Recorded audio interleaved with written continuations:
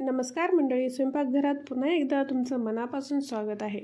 आज आपण बनवणार आहोत अशी एक भाजी जिला पाहून काही जण म्हणतात हे काय, हे तर दातात अडकतं, पण जी एकदा खाल्ली ना की सासूबाईपासून ते शेजारींपर्यंत सगळे विचारतील हे कसं केलं ग। हो, मी बोलते शेवग्याच्या शेंगाची भाजी, जी आपल्या अंगणात सहज उगवते, पण किती कौतुक कमीच होतं ना।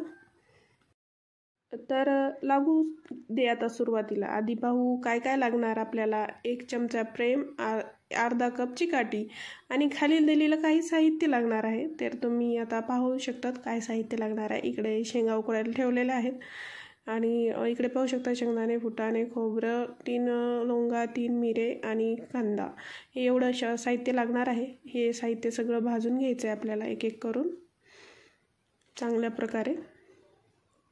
थोडंसं तेल टाकून भाजून घ्यायचं आहे आपल्याला।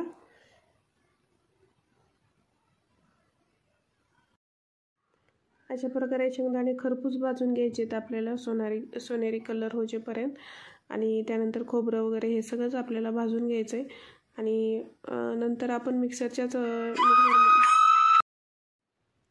शेंगदाणे चांगले भाजून घ्यायचे आहेत आपल्याला। पाहू शकतात भाजले आहेत, आता मी ते काढून घेणार आहे।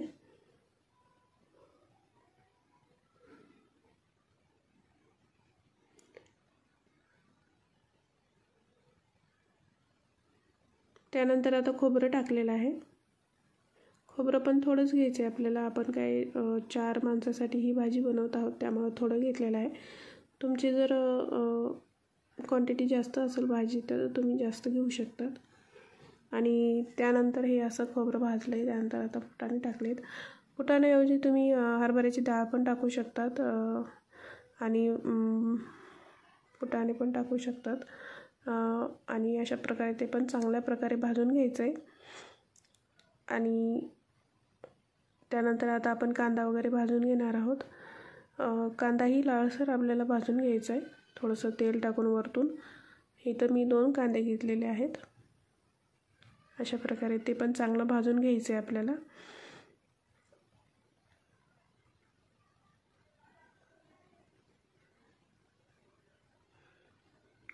कांदा पण आता लालसर झालेला आहे, त्यामध्ये थोडंसं तेल टाकून आपण जे लवंग आणि मिरी घेतली होती 3 ते पण आपल्याला चांगलं भाजून घ्यायचे त्याच्यामध्येच। अशा प्रकारे ते पण आता भाजत आहे तेल टाकल्यावर। आणि हे सगळं वाटण आपल्याला एकत्रच एका ताटामध्ये ठेवायचं आहे।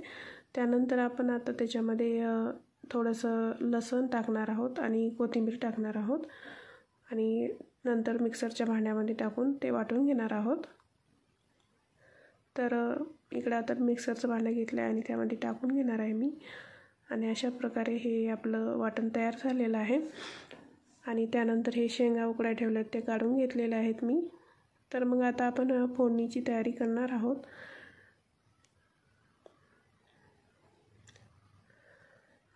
अशा प्रकारे हे शेंगा काढून घेतल्या आणि चला मग आता फोडणी करूया।